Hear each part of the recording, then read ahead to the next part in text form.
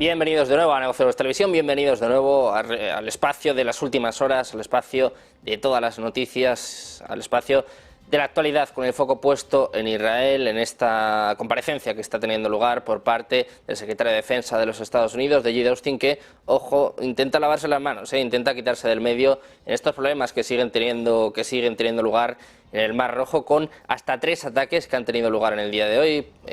Por ejemplo, a un buque noruego, también a un barco británico, y en las últimas horas se habla también de un ataque en Djibouti. Pendientes de estas tensiones en el Mar Rojo, hablaremos también de todo lo que está sucediendo en Corea del Norte. Ojo, porque dicen que hay miedo a un ataque nuclear por parte de Corea del Norte, y también el foco puesto en el conflicto en Ucrania, con cada vez más complicaciones para las tropas ucranianas. De hecho, algunos soldados del ejército ucraniano dicen que empieza a ser una misión suicida. Enseguida les contamos todas estas noticias, pero empezamos hablando del ejército de Israel, que ha elaborado planes para invadir el sur del Líbano. Esto es lo que dice el medio The Times, que apunta que está arriesgándose una mayor escalada de la guerra en Oriente Medio, y además de alguna forma hace caso omiso a las llamadas a una moderación por parte de sus aliados occidentales. Dicen a Sefedi que quieren expulsar a las fuerzas de Hezbollah en el sur del Líbano hacia el norte hasta el río Litani, en una línea de importancia simbólica para ambas partes. Pendientes, por supuesto, del secretario de Defensa estadounidense, de Lloyd Austin, que sugiere que el fracaso de Israel en avanzar hacia una solución de 2 estados solo va a conducir a una mayor inestabilidad y que va a hacer el juego a Hamas. Dice Austin: sabemos que los últimos 72 días han sido los más dolorosos en la historia de Israel. Ojo, porque no solo han hablado de esta crisis en Oriente Medio, también ha hablado Austin de los ataques en el Mar Rojo y del papel de Estados Unidos. Lo escuchamos. Just a U.S. issue. This is an international problem, and it deserves an international response. And that's why I'm convening a meeting tomorrow, a ministerial meeting with fellow ministers in the region and beyond, to address this threat.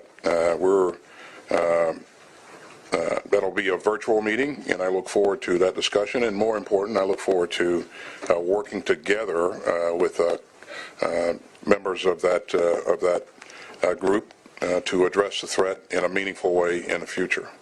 And we'll have more details on this soon. Pendientes también de un posible alto el fuego, el primer ministro de Qatar se ha reunido este lunes con el director de la CIA y el director del Mossad en Varsovia, en Polonia, discutiendo la opción de un intercambio de prisioneros por rehenes. Las fuentes dicen que se espera que estas negociaciones sean más largas, más complejas y más duras de lo habitual. Pendientes también de las tensiones en el Mar Rojo, con informaciones de al menos un ataque contra un barco británico frente al puerto de Moja, en Yemen. Esto es lo que ha dicho Operaciones de Comercio Marítimo de Reino Unido. Las autoridades británicas están investigando este incidente. Dicen que a los barcos se les pide que viajen con precaución y que informen de cualquier actividad sospechosa. Han recibido además el informe de un ataque al buque Moja a 24 millas náuticas del noroeste de Yemen. Ha experimentado una explosión en su babor y, ojo, porque además se informa que, eso sí, el buque y la tripulación estaban a salvo. Los hutíes se han atribuido estos ataques y, ojo, porque además en las últimas horas, los últimos minutos, están reiterando que las rutas marítimas que viajan por el Mar Rojo y el Arábigo son seguras, excepto para los barcos que pertenecen a Israel, algo que no están cumpliendo. De hecho, un barco de propiedad noruega, como les decíamos al principio, ha sido atacado también este mismo lunes en el Mar Rojo, en un ataque que se ha originado en territorio yemení controlado por el movimiento hutí alineado con Irán. Tensiones en el Mar Rojo y, ojo, también con el jaque que esto supone para el mercado petrolero. Precisamente uno de los gigantes del petróleo y del gas, BP, ha dicho que va a suspender todos los envíos a través del Mar Rojo tras la escalada de ataques a la navegación mercante por parte de militantes hutíes. Dicen en un comunicado que la seguridad de su gente y de los que trabajan en su nombre es la prioridad de BP, y que a la luz del deterioro de la situación de seguridad para el transporte marítimo en el Mar Rojo han decidido suspender temporalmente todos los tránsitos a través del Mar Rojo. No son los únicos. El viernes ya les contamos que grandes empresas como por ejemplo Maersk, una de las empresas más importantes de Alemania, también están abandonando esta ruta.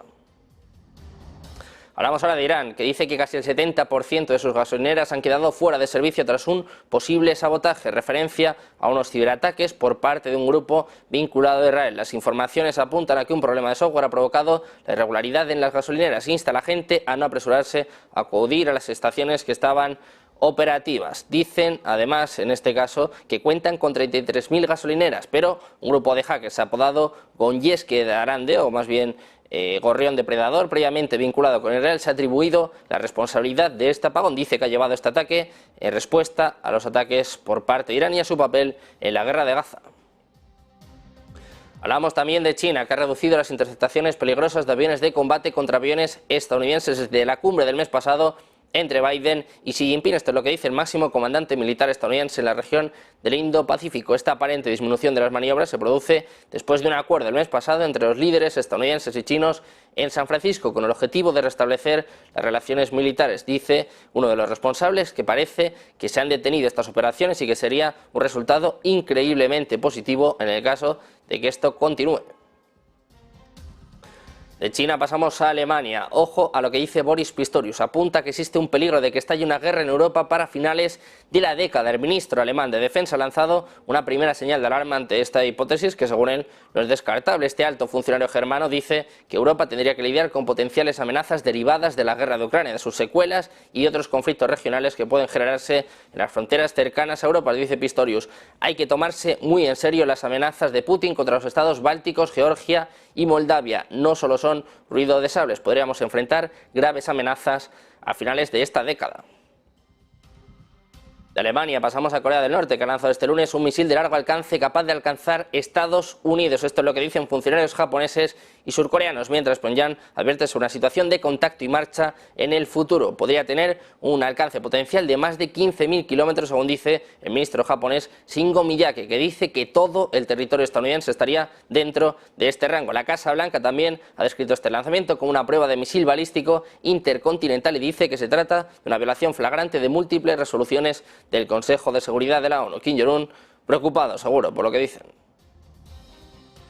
Precisamente hablamos de Estados Unidos, hablamos del índice de aprobación del presidente Joe Biden, ojo, porque ha alcanzado un mínimo histórico impulsado por las preocupaciones sobre los altos precios y la seguridad en la relación entre Estados Unidos y México, sobre todo en la frontera. Solo el 34% aprueba el desempeño laboral de Biden frente al 54% que tenía al principio de su presidencia hace 3 años, según la última encuesta de la Universidad de Monmouth que se ha publicado este lunes. Más de 2/3 de los estadounidenses desaprueban el manejo de la inflación y la inmigración por parte de Biden. Los demócratas, que tienden a aprobar las políticas del presidente, están divididos en cuanto a la seguridad fronteriza. En un momento en el que Biden no para de sacar pecho de sus propios Bidenomics, dice que la economía de Estados Unidos va muy bien, que nadie se preocupe, cada vez perdiendo más encuestas. Ojo, porque ya no solo son las encuestas con Trump, sino también su índice de aprobación cada vez más en entredicho.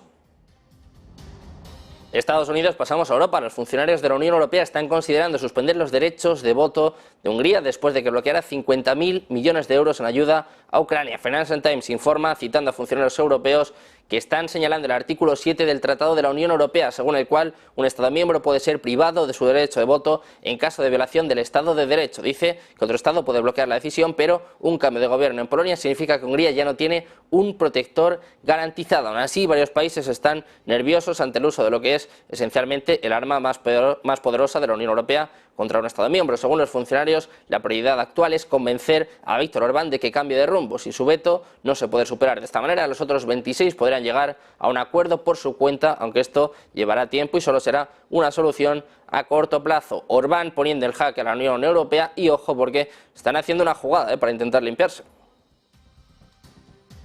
Pendientes también de Ucrania, los soldados ucranianos de primera línea enfrentan escasez de proyectiles de artillería y han reducido algunas operaciones militares debido a la falta de asistencia extranjera. Esto es lo que dice un alto general del ejército, que apunta a un problema con las municiones, especialmente las postsoviéticas, y dice que estos problemas existen en toda la línea del frente, que los volúmenes que tienen a día de hoy no son suficientes para ellos, dados sus necesidades. Dice que por eso están redistribuyendo el material y que están replanificando tareas que se habían fijado, reduciendo operaciones porque, dice, no pueden ocuparse de todas.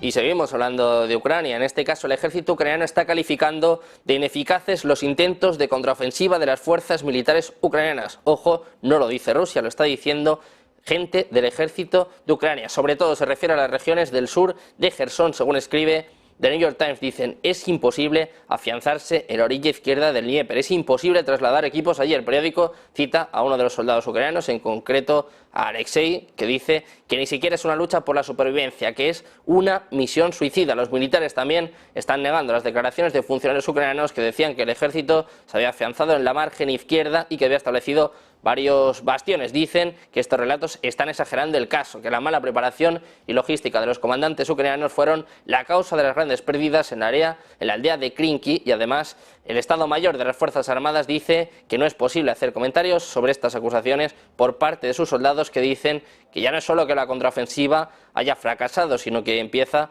a ser una misión totalmente suicida para Ucrania.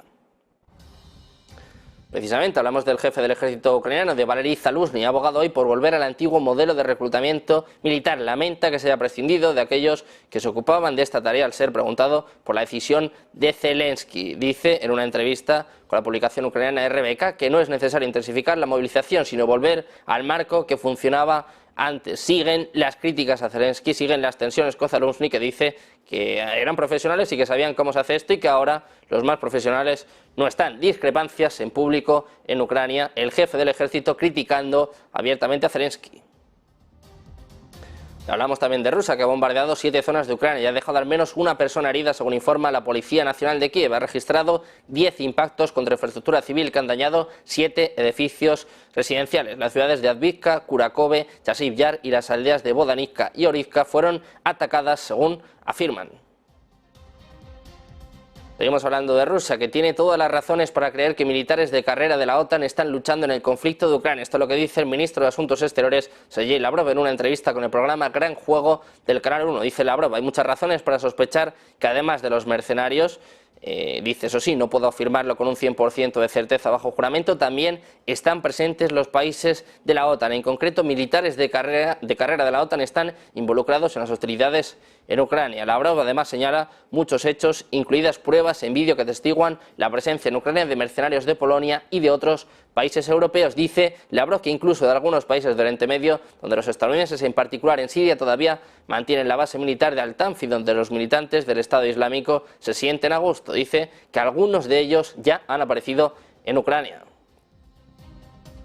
Precisamente, seguimos hablando del ministro de Asuntos Exteriores de Moscú, de Lavrov, que ha respondido a las advertencias de Estados Unidos sobre las intenciones de Rusia en Europa. Dice Lavrov que Rusia no tiene intención de atacar a los países de la OTAN y además está diciendo que no tiene ninguna disputa territorial y que Moscú no tiene ningún problema con estas áreas. El presidente estadounidense Joe Biden advirtió a principios de este mes que una victoria rusa en Ucrania dejaría a Moscú en condiciones de atacar a los aliados de la OTAN. Dice Lavrov que el hecho mismo de que gente seria, como el presidente de Estados Unidos, diga esto en voz alta, habla de una situación muy desesperada para Estados Unidos. Añade que los países occidentales se han convertido en un adversario o ahora en un enemigo fuera de Moscú. Putin ya dijo que iba a construir unidades militares cerca de la frontera ruso-finlandesa. Además dijo que la adhesión de Finlandia a la OTAN iba a crear problemas en el futuro para Helsinki, sin dar más detalles sobre cuáles serían los mismos.